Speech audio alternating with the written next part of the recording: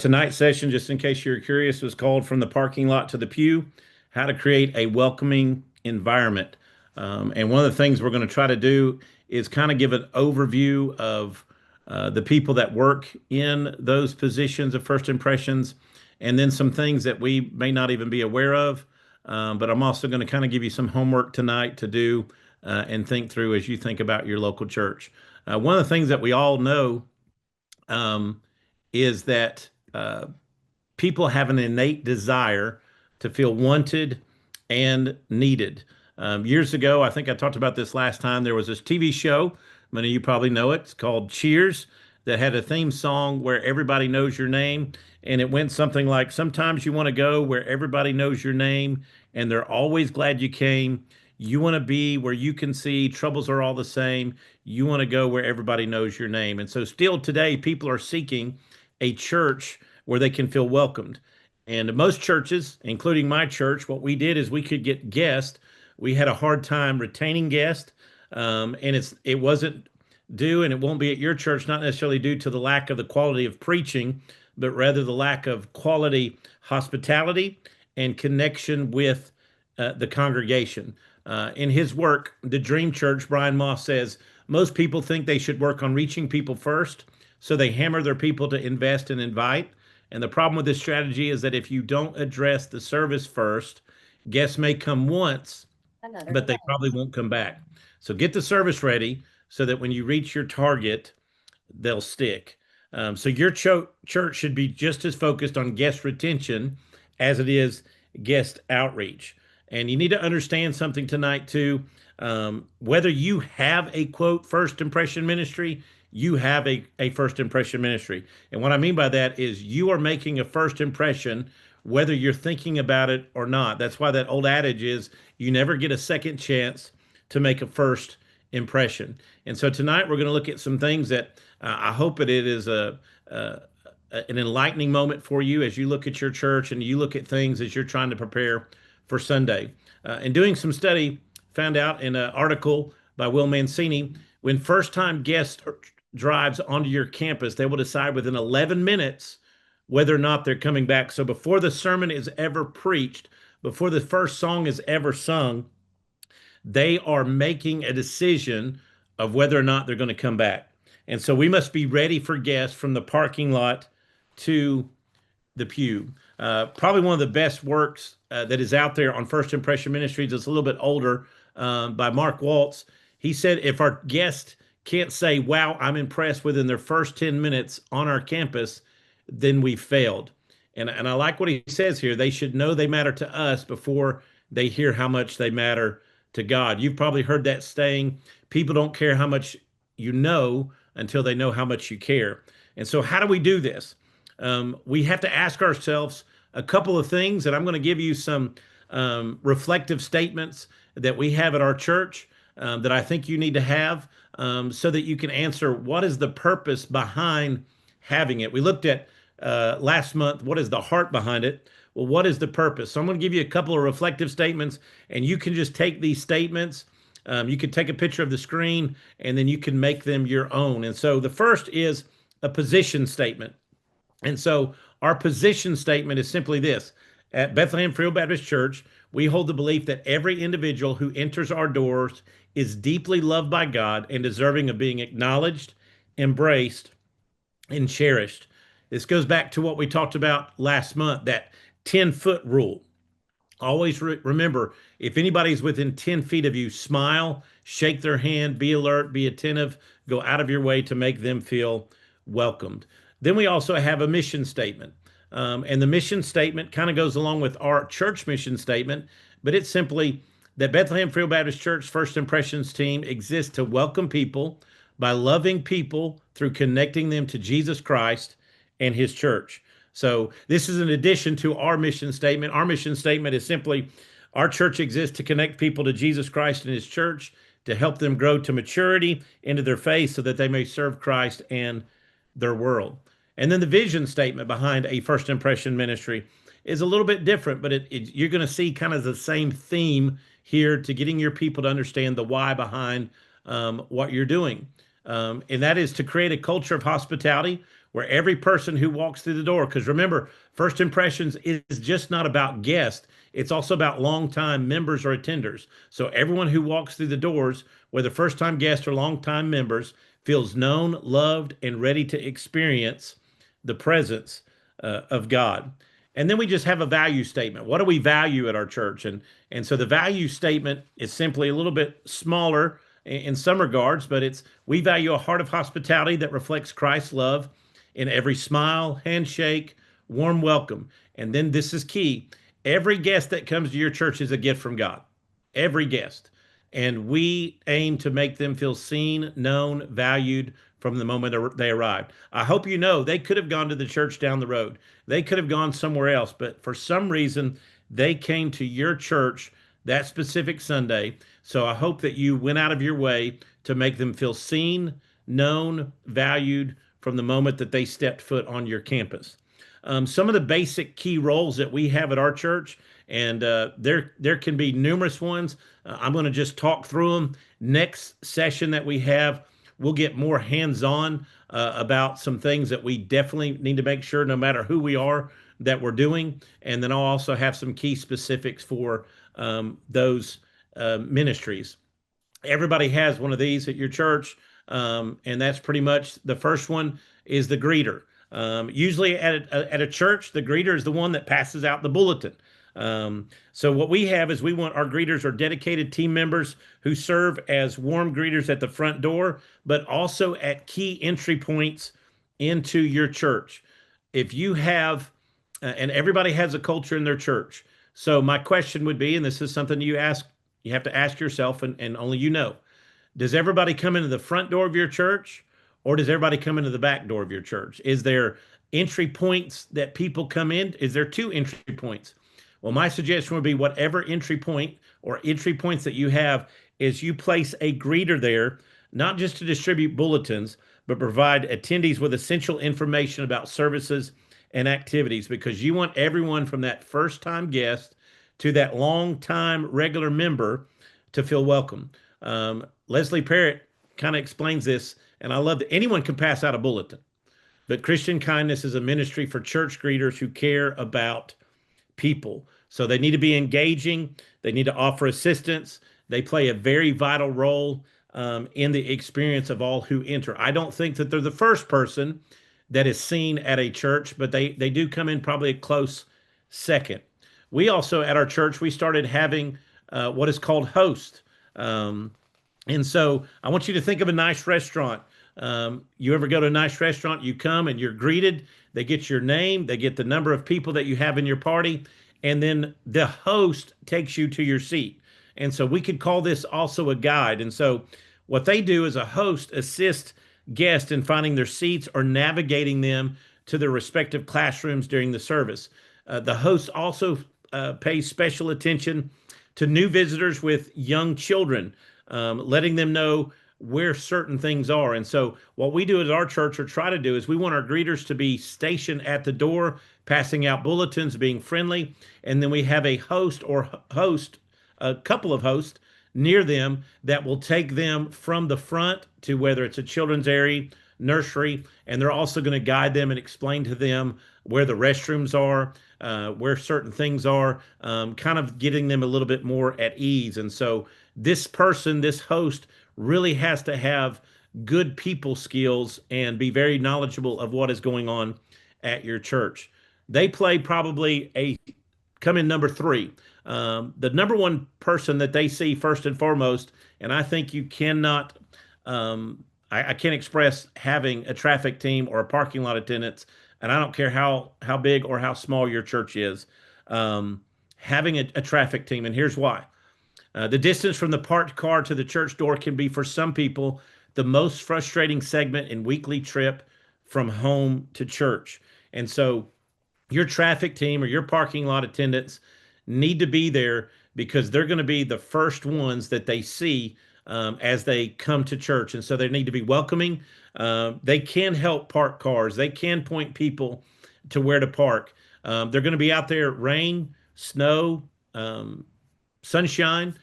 We have our parking lot attendants. If it rains, they're out there with umbrellas helping people in. They also are helping those that are elderly or need more assistance. What we have is we have about three or four that are there that help people from their car all the way into the church to their pew. And this is key because, like Leslie Parrott says, some of the most frustrating things can be, well, what door do I need to go to? I need help, but I can't ask for help. And so having that guide there. What we've done at our church, because of our parking lot situation and issues, is we bought a welcome tent. So that is at the edge of our parking lot, at the beginning of our sidewalk into the sanctuary, where our parking lot attendants are, where they spread out, where they greet people, and they're always attentive and alert to see new people, but also some of our elderly people that have been coming for a long time that may need some extra assistance. I know you could do another webinar on this. I think your safety team is just as key and just as vital to the first impressions because we're not living in yesteryear. Everybody wants to know, is your church safe? And so I believe a safety team is composed of highly trained men and women who vigilantly oversee the well-being of everyone within and around our church campus. Um, their unwavering presence ensures a secure environment, fostering a sense of peace and community. They need to be friendly. And I tell our safety team all the time, I would rather you stop somebody outside in the parking lot who's going to cause a problem than us to have to stop them on the inside. So they're still friendly, they're still greeting. I do not recommend that they wear security, anything that says who they are. They're just there, and I know who they are, and that's all that matters. We know who they are, but they're friendly and they're still welcoming people, but they're on alert. And they need to be, especially when the service is going at any entry point that you have. My recommendation is for our church, 15 minutes after the church service starts, we lock certain doors. The other thing that I can't express enough, make sure that your church has cameras in key areas so that if you have a security desk, you can see all points of your church for safety. Tom Rayner in his book, and it's an excellent book, it's a small book.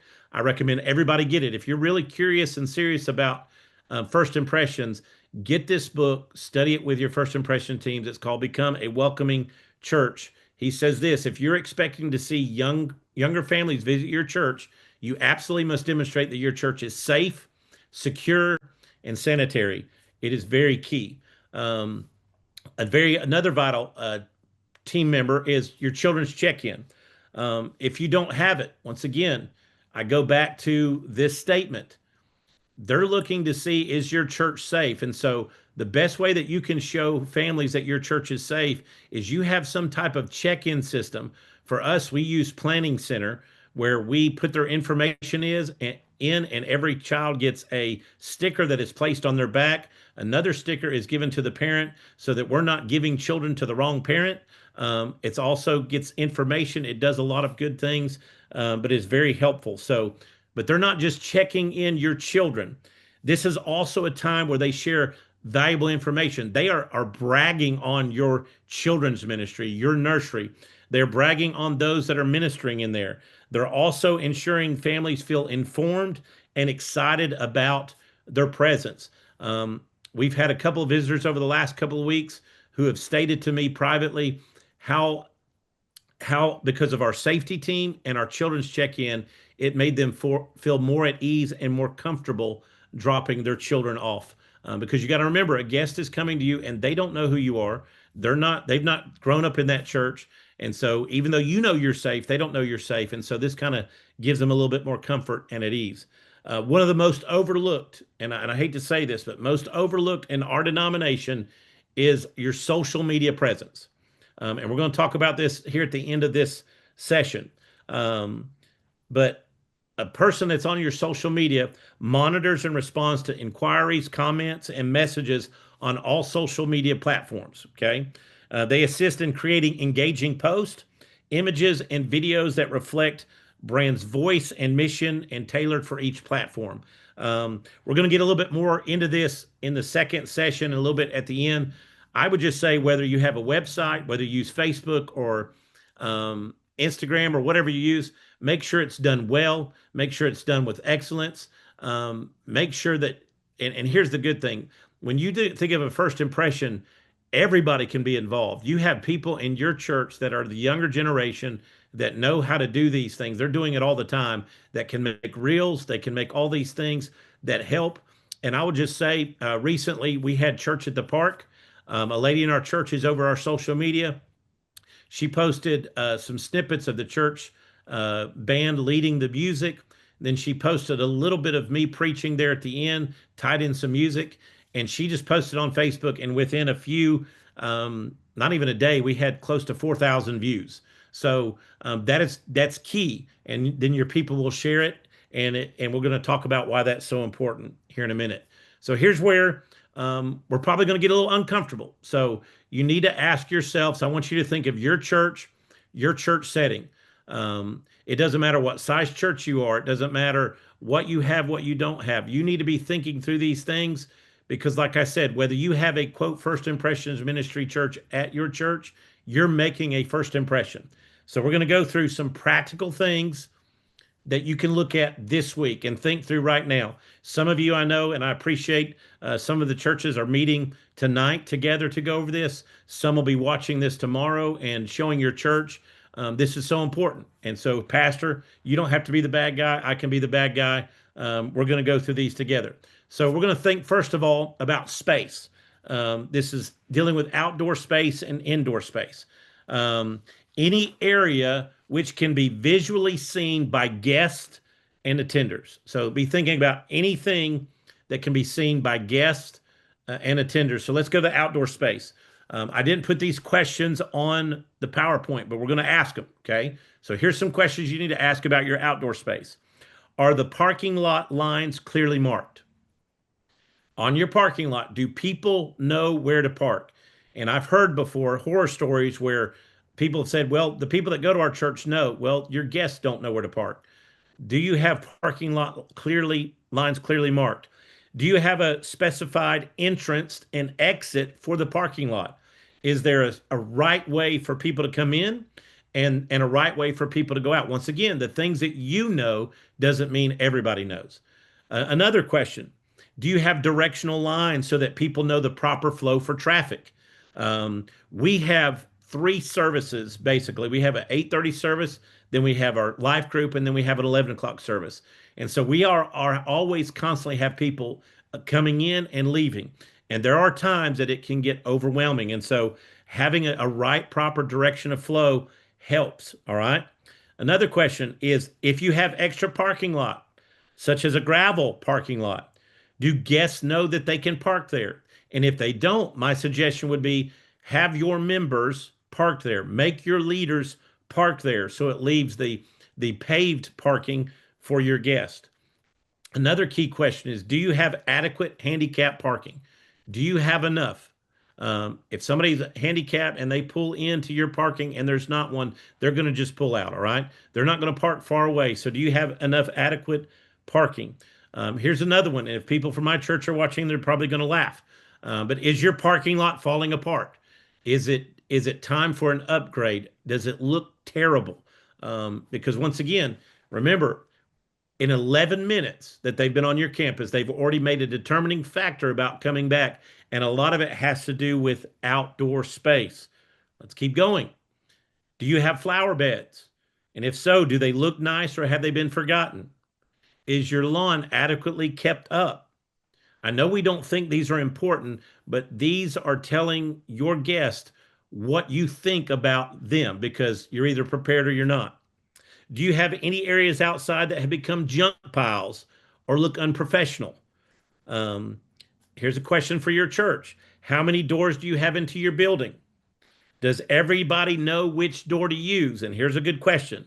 Are they clearly marked or do guests have to play what's behind door number one? Too many people think that people know to go which door. I'm just telling you, if you have a front door, guests are going to go there. If everybody else is going somewhere else, they don't know that. So try to have these things clearly marked. Indoor space. What does your foyer look like? Is it inviting and clean, or is it dark and dirty?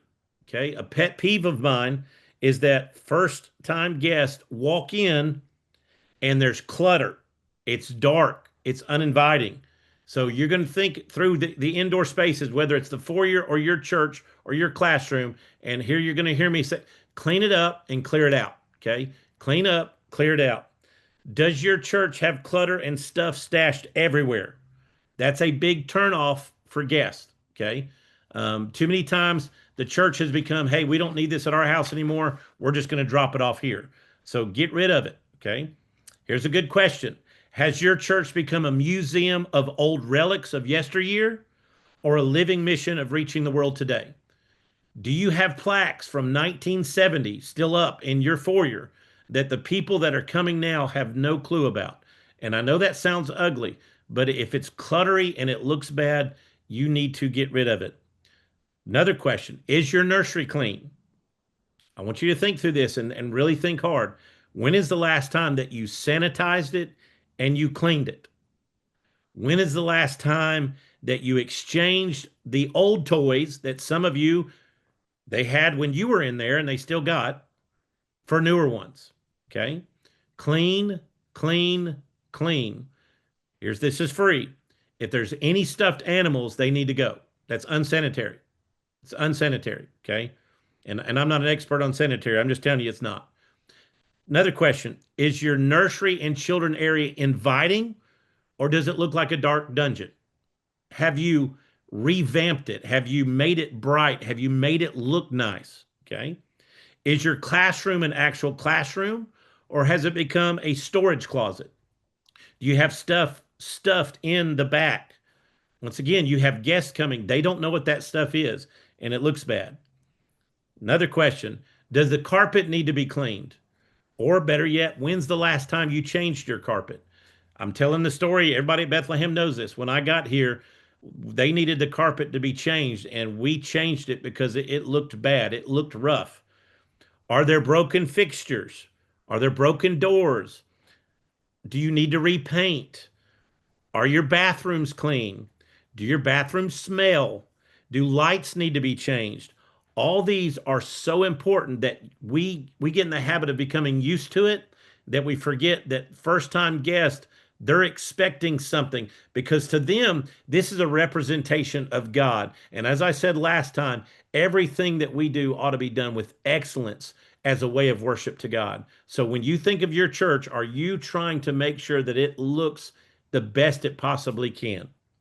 Gary McIntosh recommends this. Churches ought to plan on redecorating every 5 years by replacing or upgrading paint, landscaping, signs, fixtures, drapes, and other decorative items that can be easily changed fairly easily. It needs to be done. And I know some of you are thinking, man, that's going to cost money. And I hope you realize it costs money to get people, it costs money to keep people. It costs money no matter what you're doing. And so, where do you have that money that you can start trying to do this? And sometimes it doesn't take a lot of money. People in our church have donated time. We've painted. We've done all these things, and it's about that 5 year mark where we got to come back and redo some painting as well. So we talked about space. Well, let's talk about signs. Let's talk about signs. Here's the key. This isn't in your on the screen, but you can write it. Signs are not for members, they're for guests. I'm gonna say that again. Signs in your church are not for your members, they're for guests.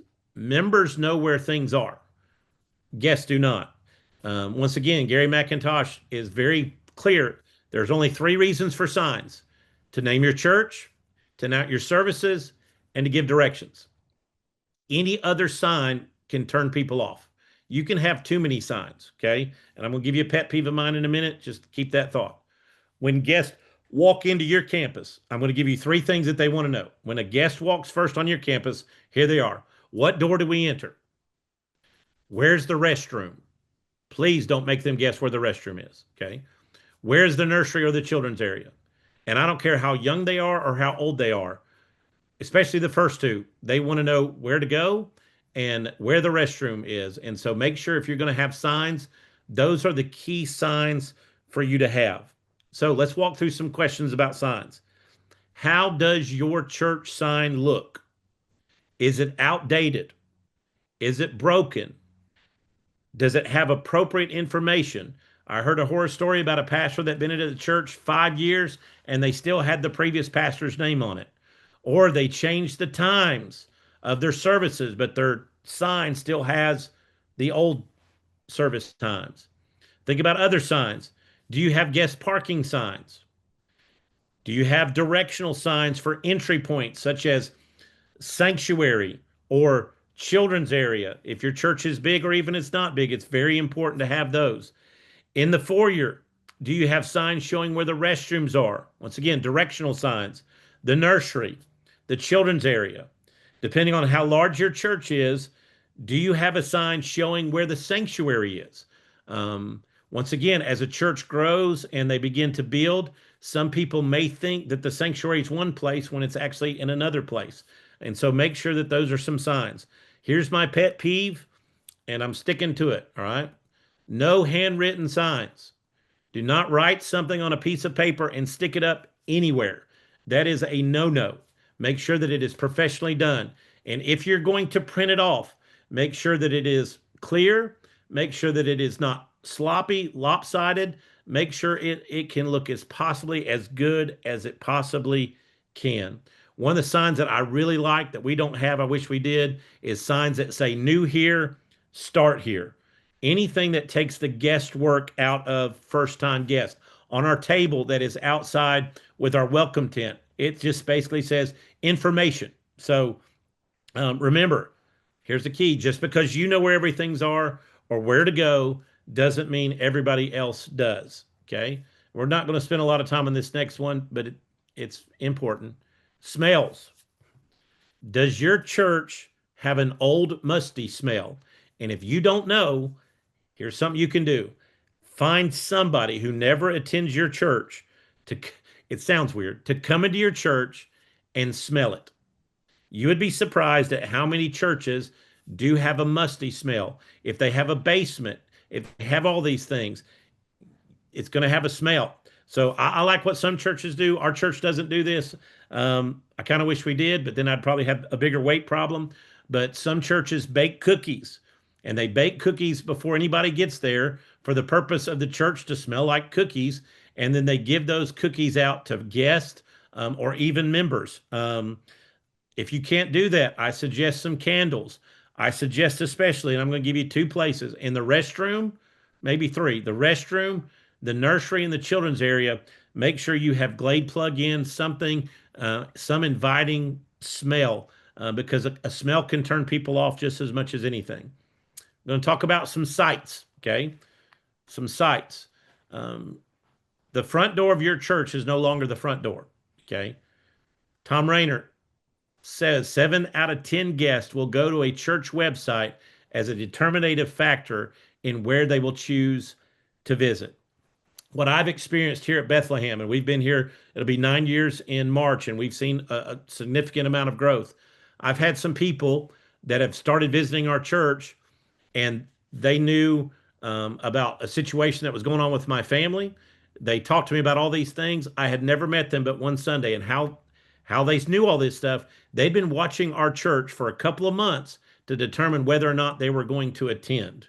So make sure you have whatever site, website, social media, YouTube, make sure it is done well, because that is now the front door of your church. The front door is no longer what you think it is. It is a website, social media, Facebook. Once again, 7 out of 10 guests will go to a church website or their Facebook page to be a determinative factor on which church they will choose. In an article called Your Church's Biggest Entry Point, notice what she says. People are using social media as a search engine. They're making decisions about your church before ever stepping foot inside it. So let's get some questions about this one, and then we'll do some Q&A. Do you have a website? If not, it's 2025, get one. I can give you some recommendations privately, but you can there's so many people out there that would help with this, and it's not as expensive as it used to be. Do you have a social media presence? If you don't, get one, especially if you're trying to reach the younger generation. When you think of your website, what does your website look like? Is it professionally done? And what I mean by that, do you have updated pictures or do you have pictures of kids that are now 25, but you got pictures of them when they were 5? Do you have event pictures that happened 10 years ago? Um, I'm all for if you just want to use stock photos, that is completely fine. Whatever you use, make sure that it is professionally done. Is the information up to date? Once again, go back to that church sign. You got the pastor's name, the staff name. Do you have the adequate address, the worship times? All these are important on your website and your social media site. Um, do you have a social media presence? And here's the thing, are you regularly posting on it? If the last time you posted was this last Easter, you got a problem. Okay. That means you're not being engaging. So I'm going to give you some helpful ways, and you need to write these down. I did not put that on screen. Here's some helpful ways that you can start this week with a social media presence. Number one, choose your platform and post a single authentic photo of your church community with a simple caption and start observing the engagement. And here's the key thing that I do like about um, Instagram, but also Facebook, is it shows you how many people have viewed things, how many people are clicking on things. There's a way to interact. So that's the first week. The second week, post twice, share another authentic photo, and add a thoughtful quote from Sunday's sermon that invites conversation. And when people are communicating or adding, you can comment as well. I'm just saying this for our church, for anybody that's watching, we don't do it as much as we should. We're trying to do a little bit better, but I'm just telling you, this is a way to keep your church engaged from Sunday to Sunday, or even Sunday to Wednesday, or whenever your other service is. I want to end with a quote that kind of really stuck out to me when I was studying about our first impressions ministry at our church. For some of you who don't know, real quick, the way this came about is as I was doing my doctorate, I had to find a situation or a problem in our church that we were trying to fix. And our problem was we had a first impressions ministry, but it was not good. People would come and visit for 1 or 2 times, and then our third or fourth visit was horrible. And so we were trying to do it better. And so this project was about our church being better at something that I think that we were doing poorly at. And I will tell you now, we do have visitors almost every week since we started making some adjustments with our first impressions. And I am not lying. There's people in our church that are on here. We have visitors and guests every week because I think it's important. God is saying, hey, you're prepared. Remember, a guest is a gift. You're prepared for them. And so if we're not prepared, we shouldn't expect guests to come. But in his book, Greg Atkinson said this, The Secrets of a Secret Shopper. Pastors, pay attention. Your first impressions team has just as much an impact on guests, if not more, than your sermon. If that guest walked onto your campus and your parking lot is horrible, you don't have anybody to show them where to go. They had to play what's behind door number one. Your nursery is dark or uninviting. There was nobody to greet them. They had to guess where the restrooms are. Then before your sermon has ever started, they have already in their mind, and they're nice. They won't just get up and leave. They've already in their mind saying, we're not coming back. I've had it happen over and over again. Preacher, we liked your service. We liked your messages. We liked the music, but this was an issue. And so make sure, as I gave you some things to think over, and what I do thank Dr. Moody and Anna for them doing is recording this so that you can go back and just ask some of these questions. Once again, Tom Rainer's book, Becoming a Welcoming Guest, has a lot more detailed about some questions and checklists. I'm going to name 2 guys. I'm going to name drop them here, and they better send me some money. Dr. Brad Ransom and Jim McComas, they can come, and they have done both churches that I've pastored.